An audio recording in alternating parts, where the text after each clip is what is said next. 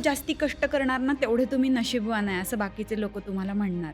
बरेचदा आपल्या अपयशाला लपवण्यासाठी पण लोकं खूपदा नशिबाला पुढे करतात.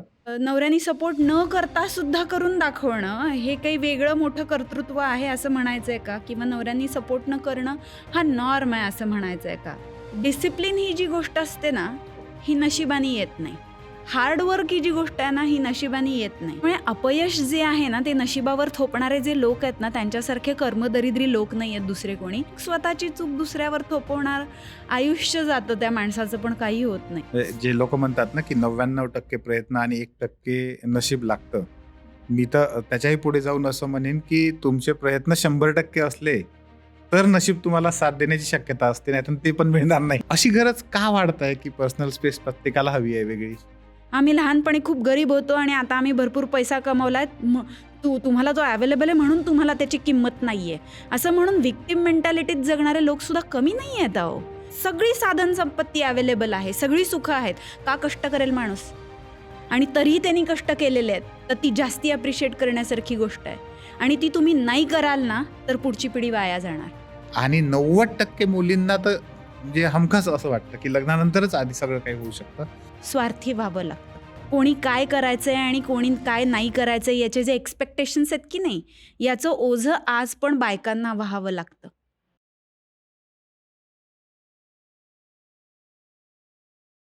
मॅडम, खरं तर पुन्हा एकदा सुरुवात करताना मला पुन्हा एकदा तोच प्रश्न जो आपण पहिल्या एपिसोडमध्ये खास चर्चा केली होती त्याच्यावर, तो पुन्हा एकदा विचारायचा, की अनेक लोकांना असं वाटतं, की एखादा माणूस यशस्वी होतो त्यामध्ये त्याच्या नशिबाचा वाटा खूप मोठा असतो. तर तुम्ही भारतासाठी एवढे मोठे गोल्ड मेडल जिंकलात, तुम्ही स्वतः डॉक्टर आहात आणि अनेकांच्या बाबतीमध्ये जे शक्य होत नाही अशा अनेक गोष्टी तुम्ही शक्य करून दाखवल्यात.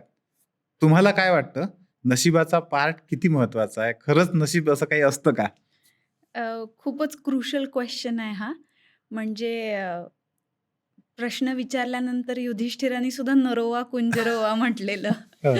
त्या पद्धतीचा आहे हा. बरं. की नशीब आहे म्हणावं तरी प्रॉब्लेम आणि नशीब नाहीये किंवा असं काही नसतं म्हणावं तरी ते हे तुमचा प्रॉब्लेमचं. पर्सनल अनुभव पाहिजे आम्हाला. हो, बरोबर आहे. अगदी. तर मी तुम्हाला एका उदाहरणातून सांगते. होतं काय, की ज्यावेळेस खूप जास्ती म्हणजे माझं तर फील्ड असं आहे, की बाप दाखव नाहीतर श्राद्ध कर. एक तर वजन अगदी. उचला नाहीतर जा घरी. हां, बरोबर आहे. म्हणजे ते तुम्ही तिथे डॉक्टर आहे, की अजून कोण आहे ते ते काही माहीत नाही. मॅटर नाही करत. लेजिट शिस्तीमध्ये जाऊन जर तुम्हाला कम्पीट करायचं असेल आणि खेळायचं असेल, तर कॉम्पिटिटिव्ह वर्ल्डमध्ये हं. स्वतः खूप हार्डवर्क करून, मेहनत करून पुढे आलेले जे ॲथलीट असतात, ते खूप प्राउडली सांगतात. बरं. हार्डर द वर्क यू हं, पुट हं. इन द वर्क, हं, हं. Luckier you get. ओके. म्हणजे तुम्ही जितकं जास्ती कष्ट करणार ना, तेवढे तुम्ही नशीबवान आहे, असं बाकीचे लोकं तुम्हाला म्हणणार. बरोबर आहे. मग मला पर्सनली स्वतः येऊन कोणी बोलत नसलं तरी माझ्या माघारी लोक काय काय बोलतात हे कर्णोपकर्णी ऐकायला मिळतं. बरोबर आहे. हिचं काय बरं झालं, लवकर लग्न हो, झालं, हो. आता मग मुलं मोठी झाली आहेत, मग हिचं हं. ही करायला मोकळी. आमची हं. तर अजून मुलं-बाळं लहान आहेत. हं. ही नशीबवान आहे, हिचा नवरा हिला सपोर्ट करतो. हां. नंतर हिचं आपलं बरं आहे, काही हिला काय म्हणतात त्याला स्पॉन्सर्स वगैरे लागत नाहीत. हो. आपल्याच खिशातले पैसे घालून ही जाते. आता अगदी. हे प्रत्येक वाक्य जे आहे ना, ते हो. वेगळ्या पर्स्पेक्टिव्हने जर आपण घेतलं, हं. तर माझी मुलं मोठी झाली आहेत म्हणजे ती कधी काळी लहान होती ना हं. आणि त्यावेळेलाही मी बाकीचे माझ्या वयाचे मुलं-मुली जे करत नव्हते, त्या जबाबदाऱ्या सांभाळून हं. त्या वयाची मुलं-मुली जे करतात ते पण करत होते. हो. तर त्यावेळेसचे कष्टाचे दिवस जे ते मला म्हणजे आठवलं तरी घाम फुटतो, की बरोबर आहे. कसं काय आपण त्याच्यातून सर्व्हाइव्ह झालो आणि तरुण हो, गेलो. हो. तर ती मुलं मोठी झाली आहेत, तर ती जन्माला घालणं आणि मोठी करणं हे चुकलेलं नव्हतं. त्याच्यामुळे आता तुझी मुलं मोठी झाली आहेत म्हणजे तू हं, हं. नशीबवान आहे हे असत नाही.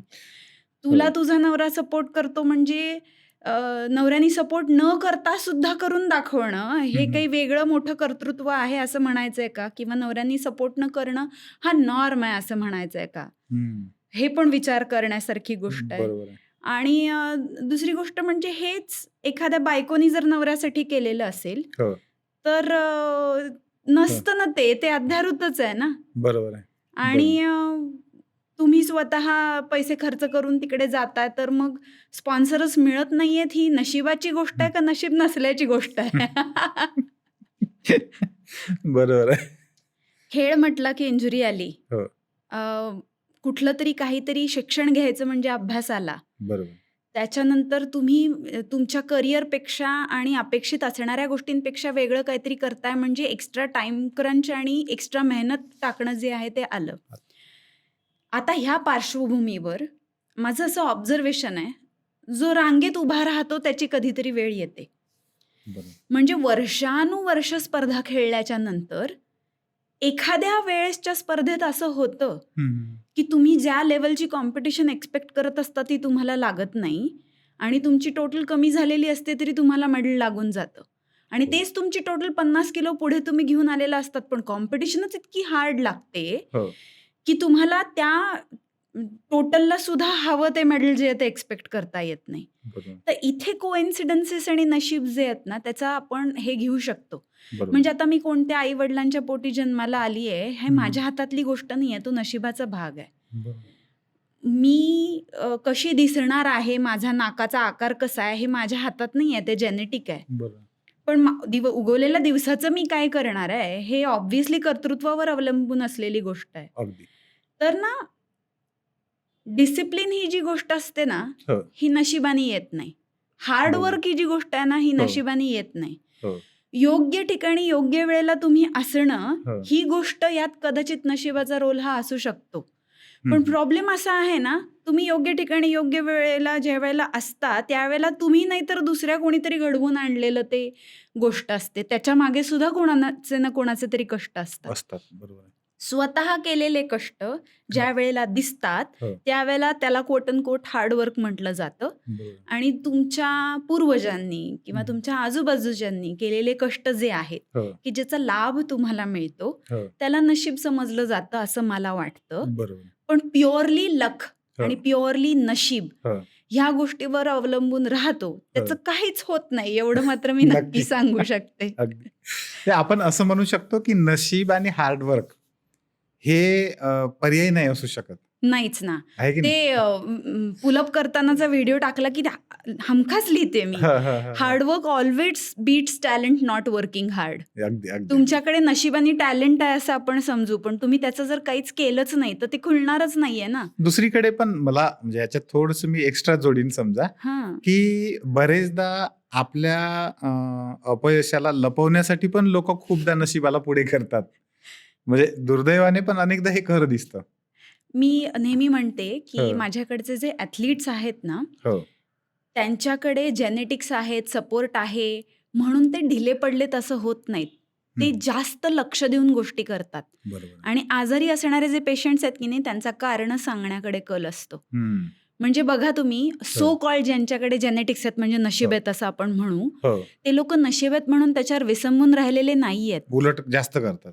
एक्झॅक्टली. तर बरोबर. माझं म्हणणं आहे की नशिबाचा सुद्धा ॲसेट म्हणून वापर करण्यासाठी सुद्धा अक्कलच लागते. लागते. अगदी बरोबर आहे. त्याच्यामुळे अपयश जे आहे ना ते नशिबावर थोपणारे जे लोक आहेत ना त्यांच्यासारखे कर्मदरिद्री लोक नाही आहेत दुसरे कोणी. अगदी. आपण त्यांना फक्त माफ करू शकतो. बरोबर. म्हणूनच मी म्हणते की ते मोटिवेशन इन्स्पिरेशन ते काम नाही करत. अगदी. तुम्हाला शिस्त किंवा सवय जी आहे तीच हम्म. लावून घ्यावी लागते, नाहीतर मग स्वतःची चूक दुसऱ्यावर थोपवणार आयुष्य जातं त्या माणसाचं, पण काही होत नाही. बरोबर आहे. आणि त्याच्यामध्ये आपण जे लोक म्हणतात ना की 99% प्रयत्न आणि 1% नशीब लागतं. हम्म. मी तर त्याच्याही पुढे जाऊन असं म्हणेन की तुमचे प्रयत्न 100% असले तर नशीब तुम्हाला साथ देण्याची शक्यता असते, नाही तर ते पण मिळणार नाही. बरोबर आहे ना? मी म्हणेन की ज्या वेळेस आता माझा हॅमस्ट्रिंग टेअर झाला होता की नाही 6 हो. आठवड्या आधी, हो. पहिल्या वर्ल्ड चॅम्पियनशिपच्या आधी, हो. तर मी म्हणते की तो ट्रेनिंगचा फटीग होता, माझं वय होतं किंवा मग खूप दिवस साचून आलेली इंजुरी होती, पण तो दुर्दैवच आहे ना ते. म्हणजे बरोबर. नशीब, फुटकं नशीब ज्याला आपण म्हणतो हो, ते. हो, हो. तर ते 99% 1% असं मला वाटतच नाही की विभागता येतं. हो. ऑब्व्हियसली तुमच्या पदरात जे आलंय त्याच्यातून तुम्ही पुढे काय करता बरोबर. ह्याची जी प्रोसेस आहे की नाही, हो. कर्मण्येवाधिकार असते म्हणतो हो, आपण, हो, हो, ती हो. प्रोसेसच ठरवून जाते की तुमच्या पदरात जे आलेलं आहे ते हो. तुमचं सुदैव आहे का दुर्दैव आहे का अजून म्हणजे जे होतं ते चांगल्यासाठी असं आई आजी म्हणायची, पण एव्हरीथिंग हॅपन्स फॉर अ रिझनचा टॅटू करणारे लोक आहेतच की. हो, हो. कधी कधी इतक्या वाईट गोष्टी घडतात की त्याचा आपण तर्कच नाही लावू शकत. अगदी. मग तो पण नशिबाचाच भाग आहे असं ऍक्सेप्ट करून त्याच्यातून कार्यक्षमता जी आहे ते ऍक्शन पार्ट जो आहे तो घेणारे जे लोक आहेत ना बरोबर. त्यांचं काहीतरी होतं असं मला वाटतं. त्याच्यामुळे बरोबर. पूर्णपणे नशिबावर अवलंबून नाही राहायला पाहिजे. बरोबर. पण नशिबाने आलेल्या ज्या गोष्टी असतात त्या पदरात पाडून घेऊन पण त्याचं काहीतरी करण्यासाठी एक वेगळं कौशल्य लागतं असलं पाहिजे. आणि ते वापरणारे लोक सुद्धा खूप कमी आहेत. म्हणजे म्हणतो ना, नशिबाने दार ठोठवलं आणि हो, तू हो. झोपायला गेला होता का, हो. किंवा दिलं आणि तुझी झोळी फाटकी होती का, हो, हो, हो. तशी गत होऊ नये. तशी. आणि बहुतेक लोकांची बरेचदा अशी गत होते. दुर्दैवाने ते पाहायला मिळते आपल्या समाजात. मला याच्यासोबत तुम्हाला म्हणजे आता तुम्ही व्यावसायिक यश मी असं म्हणेन की भरपूर प्रमाणामध्ये मिळवलं. खूप मोठ्या प्रमाणात म्हणता येईल. एवढं मोठं तुम्ही स्पोर्ट सारख्या आणि त्यातही ज्याला आपण लिफ्टिंग म्हणजे पॉवर लिफ्टिंग आहे, हे काही सोपं नाहीये. तिथेही तुम्ही भारतासाठी गोल्ड मेडल मिळवलं. लग्न झाल्यानंतरचा एवढा मोठा तुमचा सगळा हा प्रवास आहे त्यानंतरचा. हे करत असताना एक कौटुंबिक आयुष्य ज्याला आपण म्हणतो तेही तुम्ही खूप चांगल्या पद्धतीनं जगलात. आता कौटुंबिक याच्यामधला हा थोडा म्हणजे विचारायला पाहिजे की नाही मलाही समजत नाहीये, पण तरी विचारतो तुम्हाला तो प्रश्न. अनेकदा आपण असं बघतो की लोकांना पर्सनल स्पेसची गरज आता वाढते. कुटुंबात पण. मुलांना असं वाटतं की मला माझी पर्सनल स्पेस असली पाहिजे. नवरा बायकोमध्ये बायकोला वाटतं, नवऱ्याला वाटतं की मला माझी पर्सनल स्पेस असली पाहिजे. आणि पेपरमध्ये पण असे आता आर्टिकल वगैरे जे येतात त्याच्यात असं म्हटलं गेलंय की हा कुटुंब आहे तरी तुम्ही तुमची पर्सनल स्पेस ठेवा. असं खूप दिसतं. अशी गरज का वाढत की पर्सनल स्पेस प्रत्येकाला हवी आहे वेगळी? असं का होतंय? हा जो प्रश्न आहे ना हां. तुमचा, हां. ह्याच्यातच खरं तर त्याचं उत्तर आहे. बरं. कसं ते बघा, पर्सनल स्पेस हा जो शब्द आहे ना, हं, हं. इक्वल टू हं, हं. पुढारलेला समाज, हां. ओके. 2 गोष्टी आहेत. हं, हं. सर्व्हाइव्ह होणं आणि थ्राईव्ह होणं. ओके. खाय प्यायचीच वांदे झालेले असतात. हो. त्यावेळेला माणूस प्रॉस्पेरिटीच्या गोष्टी करू शकत नाही. बरोबर. ज्यावेळेला कुटुंबामध्ये 2 वेळेसचं कुटुंबाचं अन्न पुरवणं, हं. राहायला छप्पर असणं, ह्या सगळ्या गोष्टीतूनच माणूस सुटलेला नसतो ना, हो. त्यावेळेस त्याचा दिवसाचा पार्ट सगळं हे करण्यामध्येच इतका जातो की तिथे पर्सनल स्पेस नावाची काही गोष्ट असते. हं.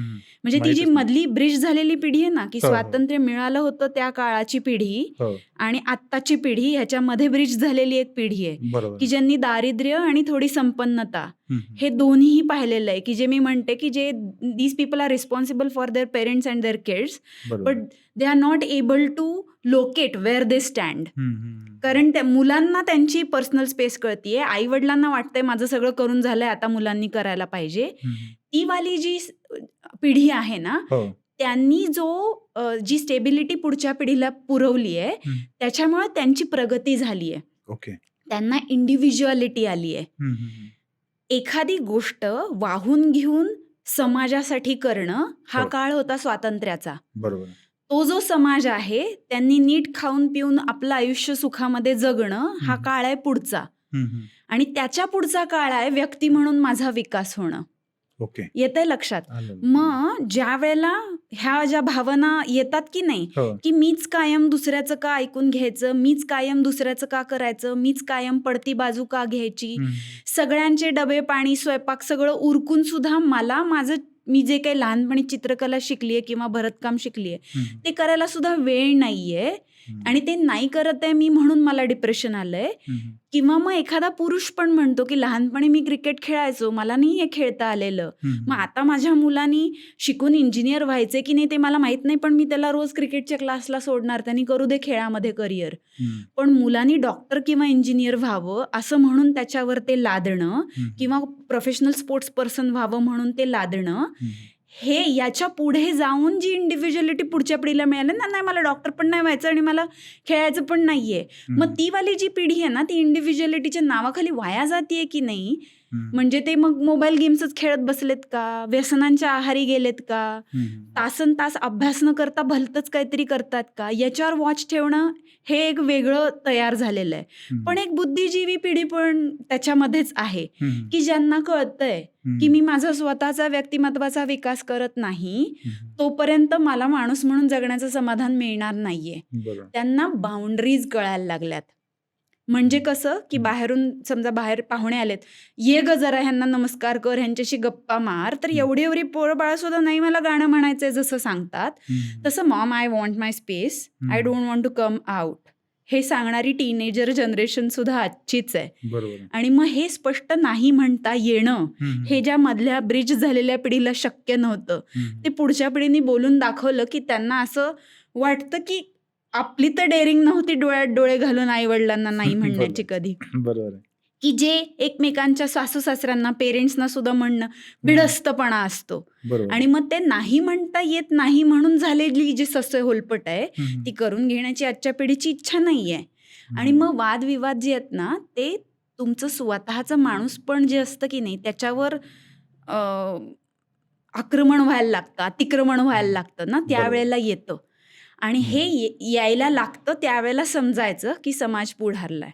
म्हणजे अगदीच परदेशातल्यासारखं आई वडिलांची अपॉइंटमेंट घ्यावी लागतीये किंवा त्यांना डेटला घेऊन जावं लागतंय भेटायला, हे जसं आपल्याकडे अजून नाहीये, तसं एकाच घराखाली राहून वर्षानुवर्ष एकमेकांशी बोलत नाही, रोज धुसफुसत आयुष्य काढतात, की जेणेकरून मानसिक ताणतणाव इतका वाढलाय की अशक्य झालंय त्यांना एकत्र नांदणं. त्याच्यापेक्षा समोरासमोर घर जर असेल तुमचं आणि तुम्ही रोज सकाळ संध्याकाळ भेटू शकणार असाल, एका किचनमध्ये स्वयंपाक होतोय पण भांडणं नाही होत आहेत, कारण त्याची जबाबदारी कुणा एकाच माणसावर नाही आहे, सगळ्यांनी समान कामाची विभागणी करून घेतलेली आहे, तर ते अतिक्रमण जे आहे ते होणार नाही. गळेचेपी जी आहे की नाही भावनांची ती होणार नाही. आणि म्हणून अवास्तव नाहीये, पर्सनल स्पेस हवी वाटणं, इंडिव्हिज्युअलिटी असावी असं वाटणं, हे माणूस म्हणून खुलण्याचं साधन आहे. आणि ते हवं वाटतंय याचा अर्थ समाज पुढारलेपणाकडे चाललाय आणि ती एका दृष्टिकोनातून चांगली गोष्ट आहे. आणि हे आई वडिलांना जर नाही ना समजलं तर त्यांना असं वाटतं की आपली मुलं खूप ॲरोगंट झाली आहेत, ह्यांना काय करायची स्पेस, आम्ही एका खोलीमध्ये 10 जणांच्या ह्याच्यात संसार केलाय, हा आता हे ऐकूलं तर ते चालेल का, तुम्ही मला सांगा. तसंच आहे हे, की तुमचा काळ जो होता कदाचित तो सर्व्हायव्हलचा होता आणि ती त्या काळाची गरज होती, आणि आता तुम्हीच त्यांना एवढं प्रोव्हाइड केलंय की त्यांच्या गरजा ज्या आहेत त्या बदलल्यात आणि त्या तुम्ही त्याला अप्रूव्ह करणार नसाल किंवा सन्मानित करणार नसाल त्यांच्या त्या गरजांना, तर तुम्ही साधनं पुरवलेत त्याचा उपयोग का. म्हणजे तुम्ही मजेत जगावं म्हणून पोरांना सगळं पुरवलंय, पण ते मजेत जगू नये त्यांनी म्हणूनच तुम्ही त्यांना हे करताय, हे कसं चालेल. तर तो विरोधाभास असू नये, स्पेस असायला पाहिजे. आपण मागे बोललो जसं माणूस म्हणून घडणं जे आहे ते खूप इम्पॉर्टंट असतं आणि त्याच्यासाठी ती स्पेस जी आहे ती महत्वाची आहे असं मला वाटतं. आता हे जे तुम्ही सांगितलं ना, म्हणजे एक लेवल इथे आहे आणि एक लेवल इथे आहे आणि दोन्ही काही खोट्या नाहीये, दोन्ही खऱ्याच आहेत. आई वडिलांना काही असं नाही वाटत की मुलांचं भलं नाही झालं पाहिजे, त्यांनाही ते वाटतेच, पण मुलं पण आपल्या ठिकाणी बरोबर आहेत. ते ही लेवल गाठण्यासाठीची जी मेंटल हेल्थ ज्याला आपण म्हणू, जे मानसिक स्वास्थ्य ज्याला म्हणता येईल, तर ते कसं मिळवता येईल. मला असं वाटतं की ते आजकाल म्हणजे शारीरिक स्वास्थ्यापेक्षाही कदाचित थोड्याफार प्रमाणात ते जास्त महत्वाचं झालं आहे. म्हणजे मी जेव्हा इकडे तिकडे बघतो, माझ्या असं लक्षात आलंय की खूप लोक जिम लावतात, चांगला डाएट घेतात, त्याच्याबद्दल बऱ्यापैकी सजग आहेत शारीरिक स्वास्थ्याबद्दल, पण मेंटल हेल्थ विषयी अनेक लोकांकडे अजून कन्सेप्टच क्लिअर नाहीये, क्लिअरिटीच नाही आपल्याकडे. तर तुम्हाला काय वाटतं हे किती महत्वाचं आहे आणि ही क्लिअरिटी मेंटल हेल्थची कशी मिळवायची. थोडा मोठा प्रश्न आहे, मला कबूल आहे. नाही खूप छान प्रश्न आहे खरं तर हा. आणि तुम्ही म्हणताय की लोक जिम लावतात, व्यायाम करतात, डाएट करतात, पण ते जे आहे ते गणित त्यांना जमत नाही. मी त्याचा दुसरा भाग पण पाहिलाय की जिम वगैरे जे आहे ते नाहीये एवढं गरजेचं, आणि आम्ही योगासनं करतो, क्रिया करतो, प्राणायाम ध्यान करतो, मेडिटेशन करतो 3-3 तासाचं, तर मग आम्हाला कुठल्या व्यायामाची गरज नाहीये. खास मनावर मेंटल हेल्थवर काम करणारे हे लोक आहेत, स्पिरिच्युअलिटीवर काम करणारे हे लोक आहेत, त्यांच्यामध्ये पण ह्या अशाशी रिलेटेड गैरसमज आहे तो दिसतो. म्हणजे कसं की पांचभौतिक देह आहे तसाच पंचकोशात्मक आहे. अन्नमय कोश जो आहे ना तो म्हणजे हे शरीर आहे, आणि मग तुमचा मनोमय, विज्ञानमय, आनंदमय जो कोश आहे तो ते पुढचे आहेत. तर ना ह्याच्यातच सगळं राहतंय. सशक्त मन जे आहे की नाही, त्याला सशक्त शरीर नसेल ना, तर त्या मनाचं वास्तव्य होणारा निवासच तिथे नसणार आहे. हे निमित्त आहे ना तुम्ही जगताय त्याचं. ह्या साधनाची काळजी जी आहे की नाही ती फक्त तेवढी म्हणून घ्यायची वाले जे लोक आहेत की नाही, ते कशाच्या आहारी जातात? ते फक्त येणं केणं प्रकार येणं, म्हणजे भले त्यांना भरपूर व्यायाम करता येतात, शरीर चांगलं दिसतंय, पण आतून पोखरलेलं आहे. कारण की मनावर, आहारावर, याच्यावर काम फारसं केलेलंच नाहीये. एक्सटर्नली नुसतं शरीर चांगलं दिसतंय. दुसरी बाजू, मी स्पिरिच्युअलिटीवर काम करतोय ना, मग शरीर गौण आहे, मी त्याच्याकडे लक्ष नाही. शरीर रक्षण कारणे यत्न केला, परी शेवटी काळ घेऊन गेला. विरक्ततावादी तत्वज्ञान जे आहे की नाही, त्याच रामदासांनी रोज जोर बैठका काढायला सांगितलेल्या आहेत, ते नाही बघणार तुम्ही. हनुमानाचीच मंदिरं सुरू केले. तुम्हाला हवा तेवढा भाग तुम्ही घेणार. हे खूप वाईट पद्धतीने विरक्ततावादी वेदांत तत्वज्ञान जे आहे की नाही, ते पोर्ट्रे केलं जातं की शरीर नाहीये महत्वाचं, फक्त मन आणि स्पिरिच्युअलिटी महत्वाची आहे. माझं म्हणणं तसं नाही आहे. ती तिवई असते ना, त्याचा एक पाय जरी लंगडा झाला ना, तरी वरचा डोलारा जो आहे तो पडतो, फुटतो. तसं नाहीये ते.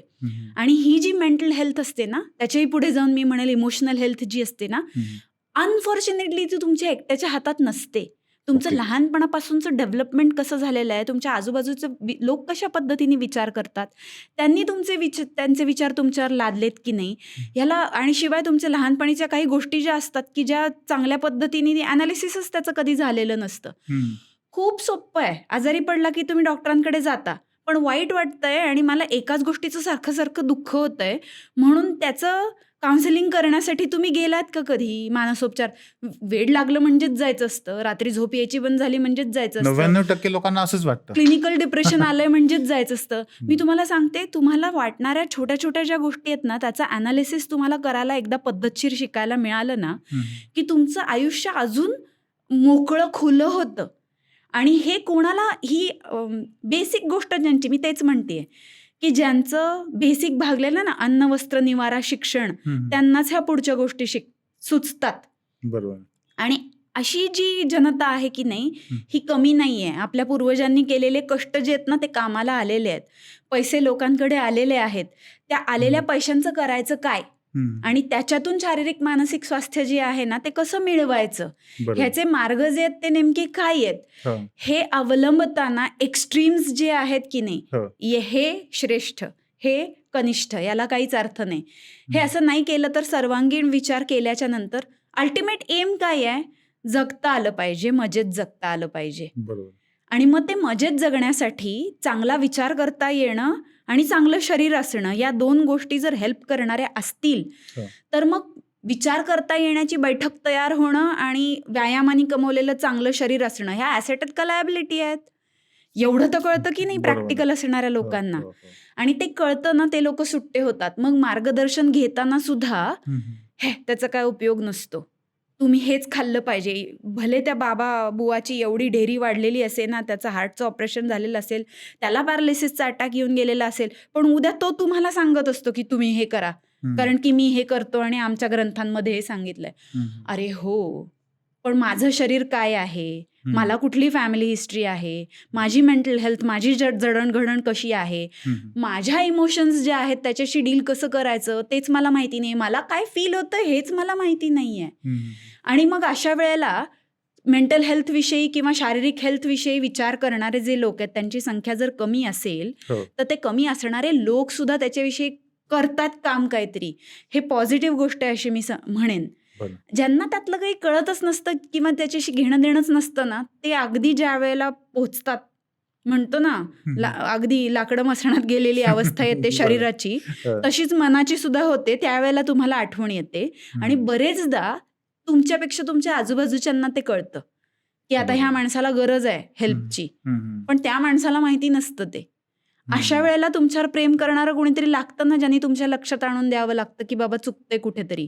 आणि त्या प्रेम करणाऱ्याचा तेवढा हक्क तुमच्यावर कधी येतो, ज्या वेळेला तुम्ही इमोशनली असता डिपेंडंट किंवा अटॅच त्या माणसाबरोबर. बरेचदा हे खरं वालं जे नातं आहे ना, कनेक्शन आहे ना, तेच हरवलेलं आहे. मग कसं कळणार मेंटल आणि इमोशनल हेल्थचं काय होतंय ते. असे लोक खरंच भाग्यवान आहेत की ज्यांना ही मिनिंगफुल कनेक्शन्स आणि रिलेशनशिप्स आहेत, यांना बौद्धिक अक्कलतोड जी आहे ती करता येणारे मित्रमैत्रिणी आहेत, घरामध्ये ज्याच्याशी संवाद करू शकू असे नातेवाईक आणि जोडीदार आहेत. मुलांशी सगळंच पटणारच नाही कारण पिढीच ती दुसरी आहे. You are not going to be able to like your kids every day, but you are going to love them for ever because ते तुमची मुलं अपत्य आहेत. बरोबर. पण तरी सुद्धा त्यांच्याशी सुद्धा फाटलेलं असणारे लोक सुद्धा बघते मी, की आयुष्य ही आमच्यासाठी मेली, आमच्यासाठी मेला, काय मिळवलं तुम्ही हम्म. करून? हे असे टोकाचे विचार जे आहेत आणि आणून हम्म. कोणाला त्रास झाला त्याचा. मग जसा आई वडील मुलांचा विचार करतात हम्म. तसं आपल्या आई वडिलांनी आपल्याला लहानपणी वाढवलेलं आहे आणि आता आपल्या मुलांना पण त्यांनीच वाढवावं. ही एक्स्ट्रा जबाबदारी त्यांच्यावर टाकण्या एवढा हक्क गाजवण्या इतकं कनेक्शन आहे का आपलं? आपण बसून कधी घरातला प्रश्न मिटवलाय का? याच्यावर विचारच करत नाही कोणी. इंडिव्हिज्युअलिटी मग फक्त तुम्हाला आहे का? तुमच्या आई वडिलांना नाही आहे का या वयामध्ये? 60-65 वर्ष जर त्यांचं वय झालेलं असेल तर त्यांचेही काही स्वप्न असतील ना, की जे त्यांना कामाच्या व्यापामध्ये जमलेलं नाहीये करण्यासाठी.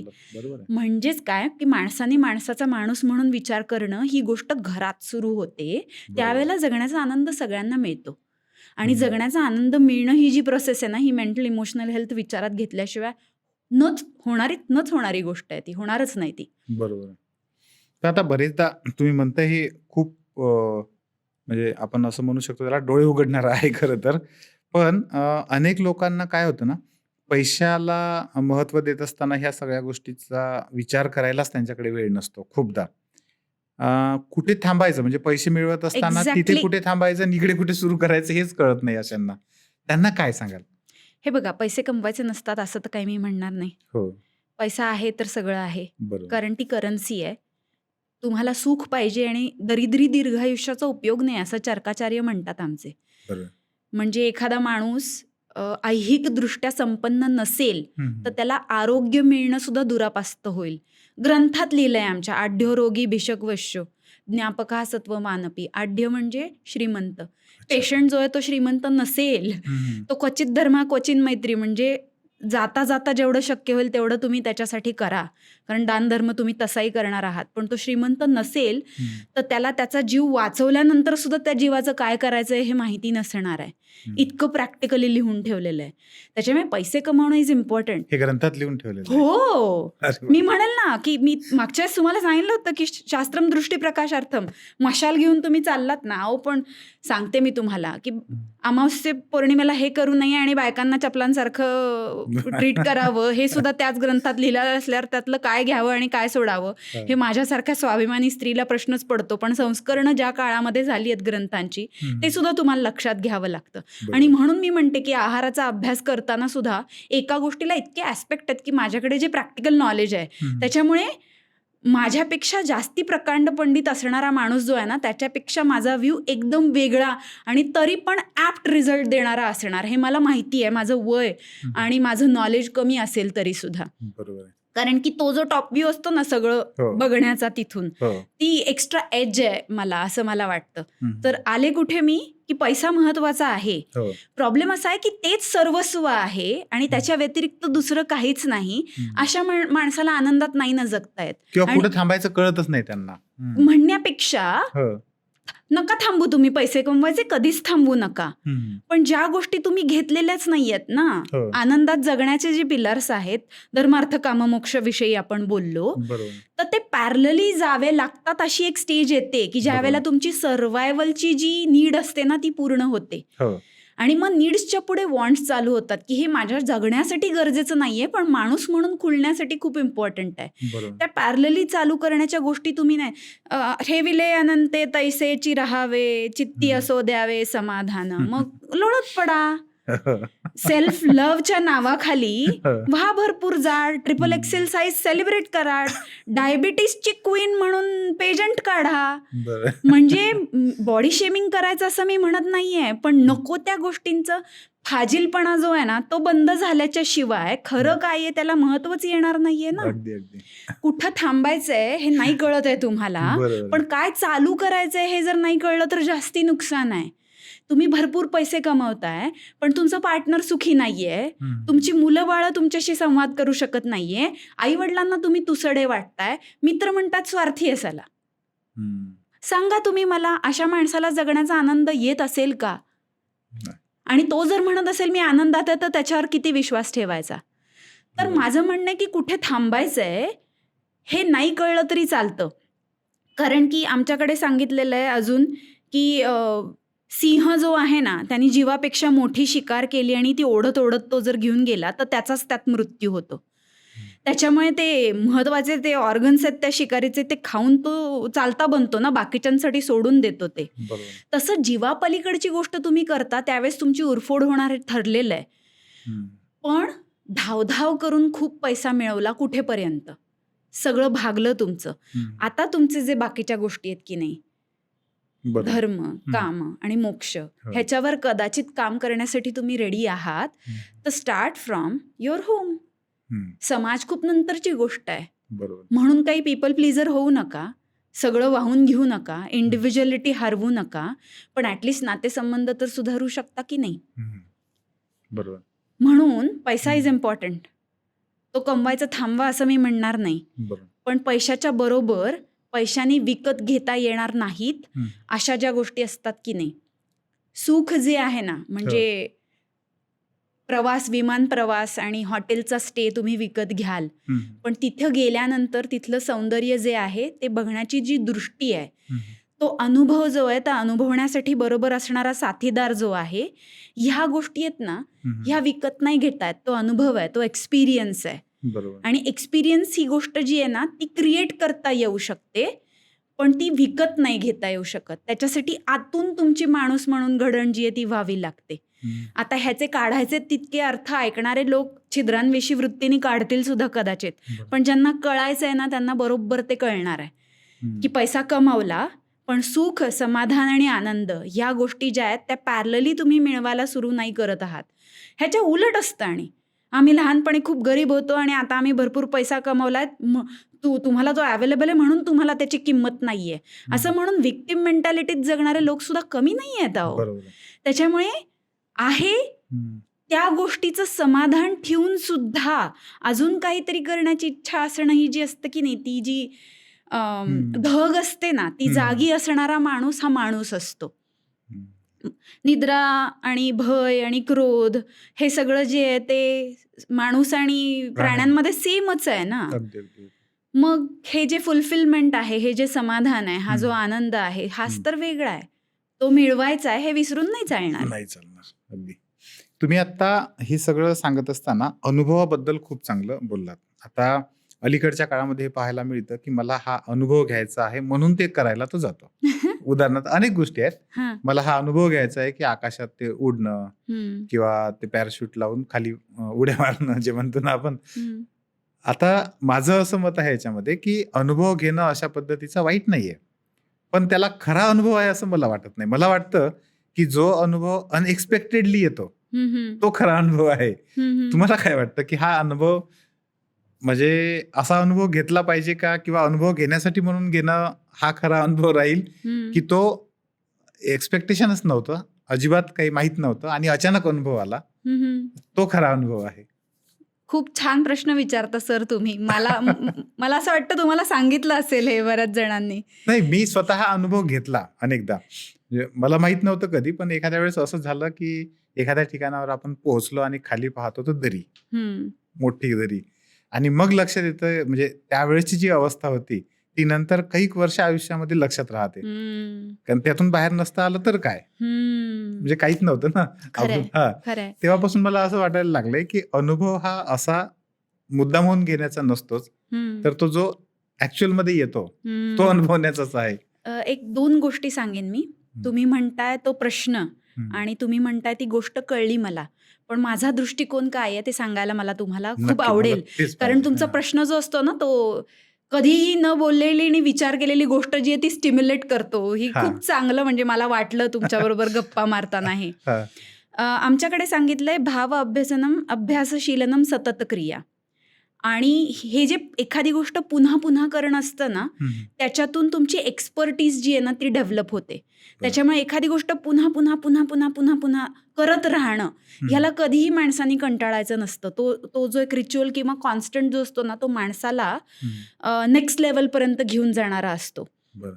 हा जो अभ्यास आहे ना, याचा उल्लेख अजून एका वेगळ्या पद्धतीने आलेला आहे. आमच्याकडे व्याधिक्षमत्व नावाची एक कन्सेप्ट आहे, ज्याला आपण म्हणतो इम्युनिटी. बरं. आणि ती इम्युनिटी आमच्याकडे सांगितलं की 2 पद्धतीने मिळते. कशी, हम्म. तर एक सहज आणि एक अभ्यासज.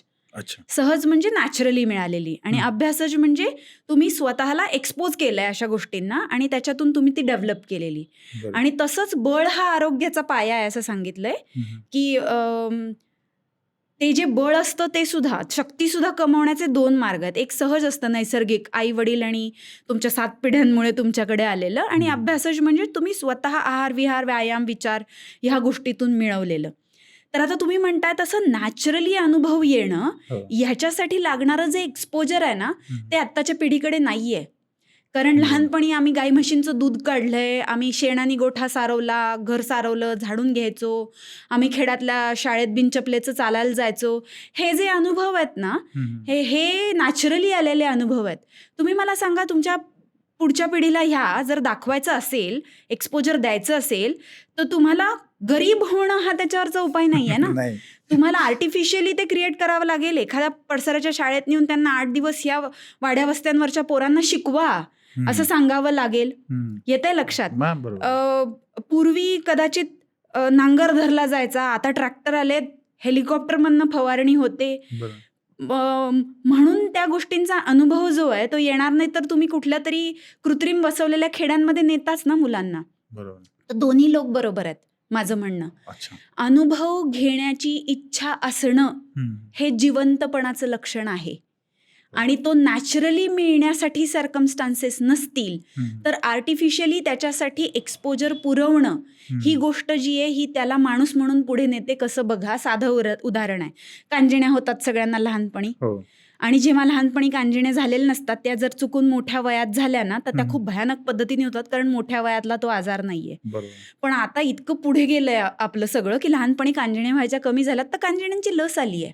हं. अर्थात आता लस द्यायची की नाही हा भाग जो आहे तो माझा प्रिव्हेंटिव्ह सोशल मेडिसिनचा पार्ट आहे. त्यात आपण घुसलो तर ते विषय भरकटेल. बरोबर. पण हे आर्टिफिशियल एक्सपोजर झालं ना, अर्ध मेलेले जीवाणू जे आहेत ते सोडले तुमच्या शरीरामध्ये, हं. तुमच्या इम्युन सिस्टीमला एक्सपोज केलं आणि आर्टिफिशियली एन्व्हायरमेंट क्रिएट केलं की ज्यात त्यांना फायटिंग करायला शिकवलं हं. त्या सेल्स बरोबर. बरोबर. मग त्याच्यामुळे इम्युनिटी आली. हं. एंड गोल काय होतं आपलं, की शरीर इम्युन झालं पाहिजे. एक नॅचरलमधून झालंय बरोबर. आणि एक आर्टिफिशियली क्रिएट केलेल्या प्रोसेसमधनं झालंय. बरोबर.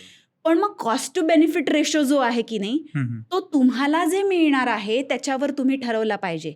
हाईटला घाबरणारा जो माणूस आहे तो म्हणेल कशाला मरायला जायचंय का त्या विमानातनं उडी टाकायला पॅराशूट लावून. बरोबर. पण ज्याला इतका जबरदस्त डोपामिनचा हिट मिळतो वरून उडी टाकल्यावर, हं. की तो म्हणेल बस ते पॅराशूट तुटलं आणि त्या ॲक्सिडेंटमध्ये मी मेलो तरी मला 72 आहे, पण मी जिवंत असेपर्यंत मला एकदा तिथून वरून उडी टाकायची आणि मला अशा आहेत ना बघायचंय. लोक, खूप आहेत. तर माझं म्हणणं काय, जावे त्याच्या गावा. बरं आहे. प्रत्येकाची आपल्याला वाटतं हो. की गरज आणि आवड आणि आवश्यकता आणि जिवंतपणा वाटण्यासाठीची दुगदुगी हो. ही कुठल्या ज्याच्याकडे पैसे नाहीत त्याच्यासाठी पैसा सर्वस्व असू शकतं, पण ज्याच्याकडे भरपूर सगळा पैसा आहे त्याच्या प्रायोरिटीज कदाचित वेगळ्या असतील. बरोबर. म्हणूनच अनुभव आहे हं, हं. आणि तो अनुभव नॅचरली आलाय का क्रिएट केला गेलाय, हो. हे त्याच्यातून मिळणारं जे आउटपुट आहे हं. त्याच्यावर ठरणार की ते वर्थ होतं की नाही. बरोबर. शिवाय ते आउटपुट जे घेणारा माणूस आहे त्याच्यासाठी किती इम्पॉर्टंट आहे. हं. तुम्ही बघा, 2 गोड बोललेले शब्द हो. एखाद्या माणसासाठी इतके मोठे असतात हो. की दुसरा माणूस म्हणतो की यांनी ऍक्च्युली मला रक्तदान केलेलं आहे, तरी मला या माणसाविषयी काही नाही आहे, कारण मी त्याच्यासाठी किती जीवाला जीव दिलेला आहे. त्या मानाने त्यांनी रक्ताची एक पिशवी दिली, ते माझ्यासाठी काहीच नाही आहे. हं. पण एखाद्या माणसाला 2 गोष्टी गोड बोलल्यानंतर मी पाहिलेलं आहे इस्टेट नावावर केलेलं, म्हणून हं. काय कोणी 2 शब्द गोड बोलण्यासाठी दुसऱ्याकडे जावं हे माझं म्हणणं नाहीये. बरोबर आहे. पण तुम्हाला ज्या वेळेला ज्या गोष्टीची सगळ्यात जास्ती गरज असते ती मिळाल्याच्या नंतर मग तो जो अनुभव होता त्या अनुभवाची, ते तुम्ही ऐकलं असेल फायनान्समध्ये टँजिबल आणि इनटँजिबल हो. असेट्स हो, असतात. हो, हो, हो, हो. काही Yes. गोष्टी मोजता येतात हो पैशात, हो, हो, मोजता काही येत नाही गोष्टी नाही मोजता येत. Yes, आणि yes, ह्यातला फरक ज्यांना कळत नाही ना त्यांना हो. ती जगण्यातली जी मजा आणि गंमत आहे ना हं. ती कधीच कळत नाही. अगदी. आपण मागे बोललो होतो कदाचित या हो, हो. गोष्टीवर. हो, त्याच्यामुळं हो. तुम्ही म्हणताय ते खरं आहे. अनुभव नॅचरली यायला पाहिजेत, बरोबर आहेत. पण येत नसतील आणि तरी तुमची इच्छा असेल तर ती इच्छा जास्ती काउंट होते असं मला वाटतं. बरोबर आहे. थोडासा याला जोडून एक पुढचा प्रश्न आहे, विचारू? हो, नक्की. असं वाटतं का, म्हणजे आता कदाचित तो माझ्या पर्सनल याच्यातून आलेला असू शकतो, मला पडलेला तो प्रश्न असू शकतो, की मागची जी पिढी होती त्यांच्याकडे अनुभवाचं वैविध्य जे आहे ते खूप जास्त होतं. आणि आता जसं प्रॉस्पेरिटी येते आहे, पैशाच्या अँगलनं आपण श्रीमंत होतो आहे. त्या अँगलनं पुढच्या पिढीला अनुभवाची समृद्धी थोडी कमी-कमी येते आहे, असं मला वाटतंय. ते खरं आहे का? तुम्हाला काय वाटतं? अ, काय होतं, अनुभव येण्याची अ, काय म्हणतात त्याला, पातळी कमी नाहीये झालेली. प्रत्येक बरं. पिढीला त्यांचा वेगळा-वेगळा स्ट्रगल आहे हं. आणि इमॅजिन पण करू शकत नाही एवढ्या लेव्हलचा तो आहे. बरं. अनुभव जास्ती केव्हा येतात? सर्व्हायव्हलसाठी जास्ती कष्ट करावे लागतात त्यावेळेला. बरोबर आहे. एखादा माणूस मदत नाकारतो किंवा घालून पाडून बोलतो म्हणजे काय आहे, ते ज्याच्याकडे रिसोर्सेस नाहीयेत त्या माणसाला माहिती आहे. त्या अनुभवातून तो माणूस म्हणून समृद्ध झाला की नाही हे तो स्वतः सांगू शकतो. कारण तो जो सल आहे ना, तो सल त्याच्यातल्या कडवटपणाचं कदाचित कारण असू शकेल. मग हा सल नसलेला जो पुढच्या पिढीचा मुलगा किंवा मुलगी आहे, त्याला माहितीच नाहीये जग वाईट पण असतं आणि नकार पण पचवावे लागतात. पण म्हणून त्याला आलेले अनुभव कमी पातळीचे होत नाहीत. त्याच्याकडे पैसे आहेत, रिसोर्सेस आहेत, पण त्यांनी करायला ठरवलेलं जे काम आहे दुसरं, त्याच्यासाठीचा अनुभव त्याच्या मागच्या पिढीकडून आलेला नाहीये ना. उदाहरण बघा तुम्ही, की तुम्ही समजा शिक्षक झालात, तुम्ही नोकरी केली हो. आणि त्या प्रवासामध्ये तुम्हाला शिक्षण घ्यावं लागलं, नोकरीसाठी जुगाड करावे लागले, नाही ते पापड बेलावे लागले, झालं. पण AI मध्ये काम करायचं ठरवलंय तुमच्या पुढच्या पिढीने. AI मध्ये काम करणारी दुनिया उलटी पडली. शिक्षण ज्यांचं झालेलं नाहीये ते पण त्या फील्डमध्ये आलेले आहेत. मग अशा वेळेला त्यांना असणारा स्ट्रगल आहे तो वेगळा आहे ना. बरोबर आहे. पण तुमच्यापेक्षा वेगळा आहे म्हणून तो कमी नाही होत किंवा जास्तही नाही होत. तर सर्कमस्टान्सेस चेंज होतात ना, त्यावेळेला येणारे अनुभव जे आहेत ना ते बदलतात आणि मग त्याच्यातून तुमच्यात माणूस म्हणून घडणारा जो बदल आहे ना तो पण बदलतो. आणि हे समजून घेण्याची कपॅसिटी जी आहे, तुम्हाला काय कमी आहे? आम्हाला खायचे प्यायचे प्रॉब्लेम होते, शाळेची फी भरायला आमच्या आईवडिलांकडे पैसे नव्हते. तुम्हाला पैसे भरून पॉकेट मनी देतोय आम्ही, वाटेल तेवढी तुम्ही खरेदी करताय. घरात बसून ॲपवर तुम्ही गोष्टी घरातल्या घरात मागवताय, तुम्हाला जायला नको. हे दिसतंय तुम्हाला. पण आज त्यांच्या मानसिक विश्वात काय चाललंय, त्यांचे पियर्स काय म्हणतात, त्यांच्या आशा आकांक्षा काय आहेत, त्यांना त्यांच्या आयुष्यात काय करायचंय, हा वाला जो स्ट्रगल आहे ना तो कदाचित ह्या मागच्या पिढीला कळतच नाही. त्याला जनरेशन गॅप आपण म्हणतो. त्याच्यामुळे अनुभव समृद्धता जी आहे ना ती मागच्या पिढीची वेगळ्या बेसवर होती. तो बेस जो आहे ना, ती परिस्थिती जी आहे ना ती राहिलेली नाही आहे. त्याच्यामुळे ह्या पिढीला आपण दोष नाही देऊ शकत. पण आपण आपल्याला त्यांना जे मिळावं असं वाटतंय त्या गोष्टी, मी हे सांगतो असं तत्वज्ञान सांगण्यापेक्षा अपॉर्च्युनिटीज क्रिएट करून दिल्या आर्टिफिशियली बरोबर. तर जास्ती योग्य होईल.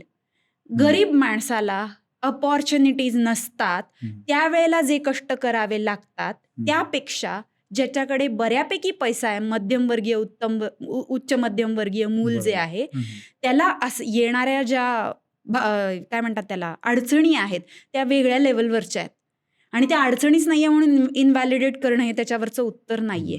उलट तुम्ही त्यांना पुढच्या लेवलवर घेऊन गेलात ना, मग आता त्यांना एक्सप्लोर करू द्यायला पाहिजे. त्याच्यासाठी लागणारी हेल्प जी आहे, त्याच्यासाठी लागणारे अनुभव जे आहेत ते नॅचरली येणार नसतील तर क्रिएट करायला हवेत असं मला वाटतं. अगदी ग्रेट. येस. बरं, मग आता असं म्हणता येईल की ज्यांच्याकडे साधन संपत्ती नव्हती, म्हणजे प्रतिकूल परिस्थितीमध्ये त्यांनी एखादं यश मिळवलं आणि त्याच्या पुढच्या पिढीने सगळी परिस्थिती अनुकूल असताना एखादं यश मिळवलं, तर ते कमी महत्वाचं आहे का पहिल्यापेक्षा, असं काही म्हणता येईल का? एकदम मुद्द्यालाच हात घातला तुम्ही. आता तुम्हाला मी खरं खरं सांगते, ही जी गोष्ट आहे ना ही मी प्रत्यक्ष बोलताना सुद्धा सांगते. परिस्थिती गरीब असते किंवा वातावरण अनुकूल नसतं त्यावेळेला काहीतरी करून दाखवणं ही गोष्ट मॅन्डेटरी असते आणि त्यावेळेस असलेली आग जी आहे ना ती आतून आलेली असते.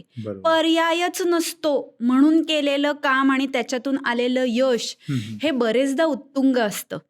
घाला चप्पल नाही, पोत्याची गोणीची शिवलेली पिशवी, शाळा नाही, रस्ता नाही, डोक्यावर पाटी घेऊन शाळेत गेलेला मुलगा IAS होतो, केवढं कौतुक होतं. बरोबर, खूप कौतुक होतं. इनर टॅलेंट आहे ना ते. आता दुसरा सिनारिओ बघा, व्यवस्थित घरातला मुलगा मुलगी आहे, व्यवस्थित सगळे ट्युशन कोचिंग क्लासेस लावलेले आहेत आणि तो जर IAS झाला तर ह्या दोघांमध्ये हा श्रेष्ठ आहे आणि याचा काय उपयोग नाहीये हे म्हणणारे आपण कोणीच नाही आहोत. कसं ते सांगते, तुमच्याकडे सगळं असतं आणि तरी सुद्धा तुम्हाला काहीतरी करण्याची इच्छा असते आणि तुम्ही ते करता, हम्म. ही गोष्ट ॲप्रिशिएट नाही केली तर सगळं असताना वाया जाणारी जी पिढी आहे ना ती निर्माण होते. सगळं असून सुद्धा काहीतरी करण्याची इच्छा जी आहे ना ती विकत न घेता येणारी गोष्ट आहे आणि ती त्या माणसाची असेट असते. त्याच्यामुळे ह्या आणि त्या यशाची तुलना नाही होऊ शकत. हम्म. मी म्हणते काहीच नसताना करणं आणि यश मिळवणं ही गोष्ट जी आहे ना ती इनएव्हिटेबल आहे, कारण ती नाही केली तुम्ही तर तुम्ही सर्वाईव्हच नाही होणार आहात. बरोबर. जगण्या मरण्याचा फाईट फ्लाईटचा गोष्ट आहे ते, आणि सगळी साधन संपत्ती अवेलेबल आहे, सगळी सुख आहेत, का कष्ट करेल माणूस? हम्म. आणि तरीही त्यांनी कष्ट केलेले आहेत तर ती जास्ती अप्रिशिएट करण्यासारखी गोष्ट आहे. आणि ती तुम्ही नाही कराल ना तर पुढची पिढी वाया जाणार. त्याच्यामुळे माझ्या मते ह्या दोन यशांची तुलना होऊ शकत नाही. याला जेवढं ॲप्रिसिएशन मिळतंय तेवढंच ॲप्रिशिएशन ह्या केसमध्ये पण मिळायला पाहिजे, कारण ह्या सिनॅरिओमधले जे लोक आहेत ते पुढे येऊन ज्या वेळेला उभे राहतात त्यावेळेला ते ऑलरेडी संपन्न आहेत. त्याच्यामुळे त्यांच्या हातून त्यांच्या कुटुंबासाठी आणि समाजासाठी काम करण्याची नाही तर मी भलं माझं काम भलं ही प्रवृत्ती फोफावत जाते. बरोबर. मग कोणी काही करायला मागतच नाही. माझं सगळं नीट चाललंय मग मी कशाला काय करू?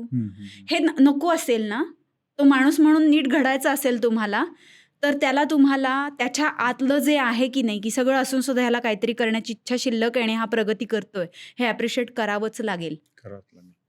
आणि तो अनुभव किंवा सगळं असतानाच्या याच्यातही करण्याची जिद्द तयार होते आहे हे पण महत्वाचं आहे. खरं आहे, खूप महत्वाचं आहे. बरोबर आहे.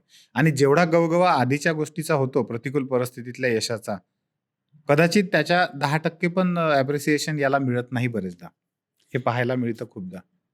माझं म्हणणं असं आहे की कदाचित समाजाकडनं नको असेल, आई वडिलांना जाणीव असली तरी पुष्कळ आहे. पुष्कळ झाले. अगदी. प्रॉब्लेम काय आहे माहितीये का की सिनॅरिओ मी पाहिलेले आहेत असे, वडील दारू पितात म्हणून कुटुंबाची वाताहत झाली तर त्याच घरातली दोन अपत्य, एक दारू पिणारा होतो एक दारू न पिणारा होतो. दोघांचंही बरोबर. कारण काय असतं, माझा बाप दारू पित होता. हम्म. तसं आहे हे बरोबर. की हम्म. गरीब परिस्थितीतून वर आलेला जो माणूस आहे त्याला कष्ट करावे लागलेले आहेत. बरोबर. त्यावेळेला त्यांनी सांगितलेलं असतं माझ्या पुढे पर्यायच नव्हता. पण गरीब असलेले लोक कमी आहेत का हो? खूप आहे. म्हणजेच त्याच्या जिद्दीच्या बळावर आणि त्याच्या आतल्या जिवंतपणावर तो वर आलेला आहे की नाही. अगदी. मग तोच जिवंतपणा संपन्न घरातल्या जर पोरापोरींनी दाखवला हो. तर तो कमी कसा असेल? अगदी. उलट ते जास्ती अप्रिशिएट करण्यासारखं आहे, कारण परिस्थिती आहे, सगळं आहे आणि तरी पण करतोय म्हणल्यानंतर ते अप्रिशिएटच तुम्ही नाही केलं तर ते करतंय त्याचा उपयोग काय आहे? खरं तर तुम्ही हे जे इन्साइट देत आहात ना, याच्यामुळे जे इंटरनल आपण एनरिचमेंट म्हणतो ना माणूस म्हणूनची, ती जी होते ही खूप महत्वाची आहे. मी जवळपास वर्षभरामध्ये किमान 20-25 तरी माझी पुस्तकं होतात वेगवेगळे वाचणं, वेगवेगळ्या याचे. पण तरीही आत्ता तुम्ही ही जी इन्साइट दिलीत किंवा हा जो दृष्टिकोन सांगितलात तो मला आतापर्यंत कुठल्याही पुस्तकात आढळला नाही. कदाचित मी त्या पुस्तकापर्यंत पोहोचलो नसेल किंवा कदाचित तुम्ही जे सांगताय तसं आतापर्यंत कोणाला मला भेटायला मिळाली नसेल संधी. पण हे खूप महत्वाचं आहे. मी सांगते तुम्हाला, हो. हे प्रत्यक्ष अनुभवातून आलेली गोष्ट आहे. बरं. तुम्ही मला खेळाविषयी बरेच प्रश्न विचारले. हो, हो. जो गरीब घरातला खेळाडू असतो की नाही हो. त्याच्या पाठीमागे आजूबाजूचे सगळे लोक उभं राहायचं ठरवतात जर, बरोबर. तर तो पुढे जातो. हो. पण जो मध्यमवर्गीय खेळाडू असतो ना हो. त्याच्याकडे जी इच्छा असते ना हो. त्याचं पुढे बरेचदा काहीच होत नाही, अगदी. कारण की सर्व्हायव्हलसाठी इम्पॉर्टंट नाही आहे ना ते. बरोबर आहे. तसंच आजारी माणसाचं पण आहे. हो. 2-4 इंजेक्शन टोचली, उभं राहिलं कामाला जाऊन, विषय मिटला. हम्म. 100 वर्षाचं दीर्घायुष्य जगून पुढे त्याचं काहीतरी करायचं हे त्याचं एमच नसतं. पण बरोबर. मध्यमवर्गीय माणूस आहे त्याला करायचं असतं ना, 4 बुकं स्वतः लिहायची असतात, एखाद्याला पुस्तक लिहायचं असतं, एखाद्याला पुस्तक शिकवायचं असतं, बरोबर. त्याला जगण्याचं काहीतरी पुढे करायचं असतं आणि त्यालाही आजार असतो. बरोबर. त्यावेळेला त्याला मदत मिळते ना त्यावेळेला त्याचं जास्ती चीज होतं, हे मी स्वतः पाहिलेलं आहे. बरोबर. त्याच्यामुळे तुम्ही प्रिव्हिलेज्ड आहात, हम्म. हा तुमचा ड्रॉबॅक असू नये समाजासाठी. बरोबर. तुम्ही प्रिव्हिलेज्ड असून सुद्धा तुम्ही चांगलं काहीतरी करताय याचं ॲप्रिसिएशन कुटुंबाला आणि समाजाला असलंच पाहिजे, तर चांगले लोक जास्ती प्रमाणात निर्माण होतील.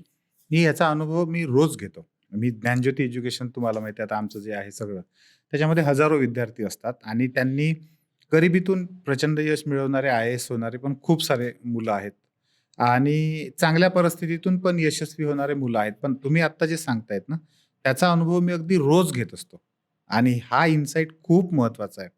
मला वाटतं की त्या प्रत्येकापर्यंत हा नक्की पोहोचला पाहिजे. ते पण तेवढंच जास्त खरं तर ते महत्वाचं आहे. तर या भागामध्ये खास करून मला जो एक शेवटचा तुम्हाला अतिशय महत्त्वाचा प्रश्न विचारायचा आहे. बरेचदा काय होतं, कदाचित चुकीच्या किंवा गैरसमज असल्यामुळे असा तुम्ही समज म्हणा, गैरसमज म्हणा, काही पण म्हणा त्याला. पण लोकांना असं वाटतं, की लग्नानंतर जे आहे करिअरमध्ये यशस्वी होणं, हे थोडंसं जवळ-जवळ अशक्यच आहे. जर व्हायचं असेल, काही करायचं असेल, तर ते लग्नाच्या आधीच केलं पाहिजे.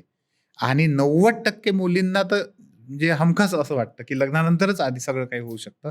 लग्नाच्या नंतर काही आपलं करिअर नावाचं काही होऊच शकत नाही, असं सगळ्यांना वाटतं. पण तुम्ही मूर्तिमंत उदाहरण आहात, की तुम्ही हे सगळं लग्नानंतर सक्सेस करून दाखवलं. तर तुम्हाला काय वाटतं याबाबतीत? काय सत्य परिस्थिती आहे? अ, समज आणि गैरसमज शब्द वापरलात तुम्ही, तिथून मी सुरुवात करीन. हो. लग्नानंतर करिअर करणं, नव्याने सुरुवात करणं अशक्य असतं, हा गैरसमज नाहीये अच्छा. मुलींसाठी. बरं. कारण सांगते. नाहीतरी आपल्याकडे पॅट्रियार्की आहे. लग्न होऊन मुलगी दुसऱ्या घरात जाते. बरोबर. मुलीचं नाव चेंज होतं. मुलीचं आयुष्य आणि रुटीन बदलतं. हं. आता स्वतंत्र राहायला लागलेत नवरा-बायको, म्हणून आपण म्हणू शकतो की दोघं मिळून नांदतात. बरोबर. पण तरी पण फिजिओलॉजिकल रोल्स जे आहेत ना, ते काही प्रमाणात बायकांचे आणि पुरुषांचे चेंज होत नाहीत. लग्न झालं म्हणजे मुलं-बाळं आली, संसार आला. प्रॉब्लेम काय होतो माहिती आहे का? हे जे स्त्री आणि पुरुषांचे हॉर्मोन्स आहेत ना, हं, हं. हे नॅचरलीच खूप वेगळे-वेगळे आहेत. बरं. इमोशनल मॅच्युरिटी आणि ऑक्सिटोसिन ड्रिव्हन मॅक्झिमम बायका असतात. बरं. केअर घेणं, अ, कुटुंब जे आहे ते बांधून ठेवणं, बरं. त्याच्यानंतर ज्या इनटँजिबल गोष्टी आहेत ना, हं, हं. त्या करणं हे नकळत उपजत येतं. बरं. म्हणजे कसा आहेस बाबा तू? तुझा दिवस कसा गेला? तुझं डोकं दुखतंय का? हं, हं. तुला काय होतंय? आज बॉस रागवला का? तुझी चिडचिड का होतीये? हे उपजत येतं बायकांना. ओके. मूल रडतंय ना, तर ते ते पाजायचं त्याला ह्या अवस्थेत असतं, त्यावेळेला ती आई बघते त्याला. हं, हं. पण उद्या त्याचं शाळेत भांडण झाल्यानंतर किंवा टीनेजमध्ये गर्लफ्रेंड असल्यानंतर ते वडिलांना सांगण्याच्या ऐवजी अजूनही आईला सांगणंच प्रेफर करतं. कारण इमोशनल कनेक्ट ही जी गोष्ट आहे ना, हं, हं. त्याची इंटेलिजन्स आणि मॅच्युरिटीच नॅचरली थोडी बायकांना जास्ती असते पुरुषांच्यापेक्षा. अच्छा. त्याच्यामुळे कदाचित व्यावहारिक जगामध्ये आपण करिअर हा शब्द वापरतो. हं. एखाद्या स्त्रीचा स्किल सेट तिच्या स्त्री असण्याशी रिलेटेड असेल, की म्हणजे एखाद्या मुलीला स्वयंपाक करायला खूप आवडतो हं, हं. आणि तिने केटरिंगचा बिझनेस चालू करण्याचं ठरवलं, तर इरिस्पेक्टिव्ह ऑफ लग्न झालंय नाही झालंय, तिला उभं करणं कदाचित सोपं जाईल.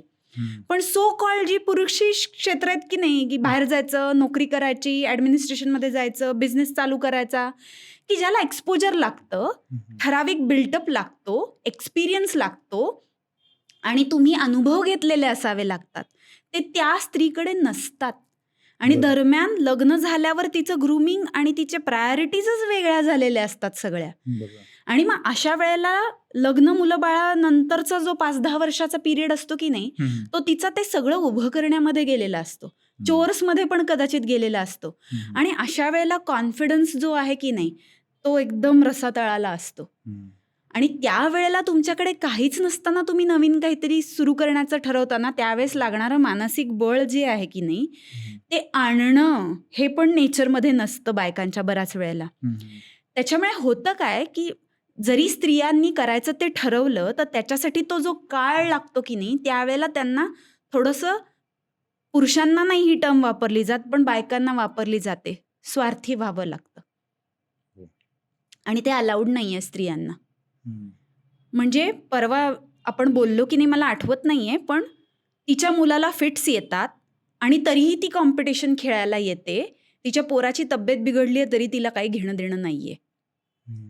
हे ज्यावेळेस मी ऐकलं एका मुलीला बोलताना, हं, हं. त्यावेळेस थोडं तिला मी बाजूला घेतलं आणि म्हटलं, की तिचा नवरा सुद्धा दुसरा खेळ खेळतो.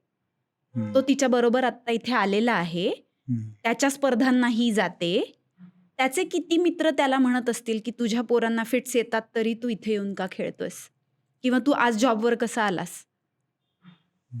हे जे छोटं-छोटं आहे की नाही, हं, हं. कोणी काय करायचंय आणि कोणी काय नाही करायचंय याचे जे एक्स्पेक्टेशन्स आहेत की नाही, हं. याचं ओझं आज पण बायकांना वहावं लागतं. आणि ह्या गोष्टी इतक्या अनंत आहेत. बरोबर. सुरुवात केली दिवसापासनं रात्री, मी म्हणते रात्री सुद्धा ते ड्युटीज संपत नाहीत. इतक्या सगळ्या आहेत, बरोबर. व्हेरिड आहेत. आणि मग अशा वेळेला ती तुलनाच नाही होऊ शकत. म्हणजेच तुम्ही स्वार्थी होणं याचाच अर्थ तुम्ही तुमच्या करिअरकडे लक्ष देणं हा जर आहे, तर तो स्वार्थ जो आहे तो तुम्ही चूज करणार आहात का? हम्म. तेवढा तुम्ही स्वतःच्या काळजावर दगड ठेवणार आहात का? हम्म. जसं तुम्ही म्हणलात कुठं थांबायचं ते कळत नाही. बरोबर. मी स्वतः पाहिलंय. नाही, माझं पोरगं माझ्याशिवाय राहतच नाही. माझ्या सासऱ्यांना माझ्या हातची गरम पोळी खाल्ल्याशिवाय पोट भरल्याचं समाधानच मिळत नाही. हम्म. म्हणून तुम्ही सगळ्यांना स्वतःवर अवलंबून ठेवून स्वतःचा स्वार्थ वेगळ्या पद्धतीने महत्त्व खुलवणार आहात की नाही. आज घरात स्वयंपाक करण्यासाठी हेल्पर येणार आहे, तिच्या हातचं तुम्ही जेवणार आहात आणि माझं मूल जे आहे ते काय आता अंगावर पीत नाहीये, तर त्याला सांभाळण्यासाठी मी दुसरी सोय केली आहे आणि मला ही गोष्ट आयुष्यामध्ये करायची राहिली आहे, ती करण्यासाठी म्हणून मी बाहेर पडली आहे. हम्म. हे फ्रीडम जे आहे थोडं तात्पुरतं माणूस म्हणून तुम्ही घेणार आहात. याच्यातच बायकांचं काय म्हणतात त्याला, शक्ती आणि एनर्जी सगळी जाते. त्यांना कळत नाही तिथे की तुम्ही स्त्री म्हणून स्वतःचे लाड करून घेऊन सुद्धा, दुसऱ्यांचे लाड करून सुद्धा स्वतःचं माणूस म्हणून अस्तित्व जपणार आहात की नाही, का त्याच्या भोवतीच फिरत राहणार आहात. आणि मग मेनोपॉझल एजमध्ये येतं ना डिप्रेशन, सगळे इंडिपेंडेंट होतात, तुम्हाला अस्तित्व नाही उरत काही. बरोबर. आणि मग अवघड होते हो परिस्थिती. त्याच्यामुळे बायकांनी स्वतःसाठी आणि स्वतःसाठी माणूस म्हणून काहीतरी हे करायला लग्नानंतर जर सुरुवात केली नाही किंवा ठेवलं नाही, तर त्यांचं स्वतःचंच आयुष्य अवघड होतं आणि त्यांच्या आजूबाजूच्या कुटुंबियांचं पण त्याच्यामुळे नुकसान होतं खरं तर. त्याच्यामुळे सगळ्यांनी मिळून उभं राहायचं असतं. बरोबर आहे. ढकलून देऊन चालत नाही की हे तुझं काम आहे, तू बघ, आम्ही बघणार नाही. ते खरं तर तुम्ही उत्तराला सुरुवात करताना तो गैरसमज नाही, समज आहे, हे वाक्य जेव्हा बोललात ना तुम्ही, उलटं म्हणाले ऍक्च्युली. हा, पण ते त्याच्यात एवढा मोठा अर्थ भरलेला होता हे मला पण माहित नाही, पण खरं तो खूप मोठा अर्थ आहे. हो. आणि हा स्वार्थ योग्य वेळी त्या स्त्रीला सांभाळता आला पाहिजे किंवा तो जपता पण आला पाहिजे. खरं तर मी म्हणते सो कॉल्ड जर तो स्वार्थ आहे ना, हो. तर धर्म अर्थ काम मोक्ष ह्याच गोष्टी स्वार्थीच आहेत ना. हो. स्वाभाविक कर्म हे धर्म आहे ना. हो. तुम्हाला जर तुमच्या आवडीचं करिअर सापडलं तर माणूस म्हणून तुम्ही खुलणार आहात. बरोबर. ज्यावेळेस तो पुरुष असतो त्यावेळेस तुम्ही अप्रिशिएट करताय ते. मग स्त्री जर ते करत असेल तर त्याला प्रॉब्लेम काय आहे? पण बरोबर. लग्नानंतर ती जर करत असेल तर तिने तिचं स्वतःचं आयुष्य जगायचंच नाहीये असं काही ठरवलंय का? हम्म. आणि दिसतं हे असं केलेलं. दिसतंय केलं. गिल्ट ट्रिप म्हटलं जातं आत्ताच्या पिढीमध्ये हो. त्या गोष्टीला. हो. आणि तो इमोशनली समाजानं केलेलं ब्लॅकमेलिंग असंही म्हणता येईल त्याला. बरोबर आहे ना, ते एक प्रकारचं आहेच, ते तसंच आहे. पण ते ग्रूमिंगच असं झालेलं असतं की स्त्रियांनाही वाटतं मी जर हे काहीतरी करतेय तर मग हे प्रॉब्लेमॅटिकच आहे हम्म. आणि असं नसायला पाहिजे, कारण ही अशी रीत नाहीये. अगदी खरं तर खूप सुंदर पद्धतीने, अतिशय हृदयस्पर्शी ज्याला म्हणता येईल ना, अशा मुद्द्यांना तुम्ही हात घातले.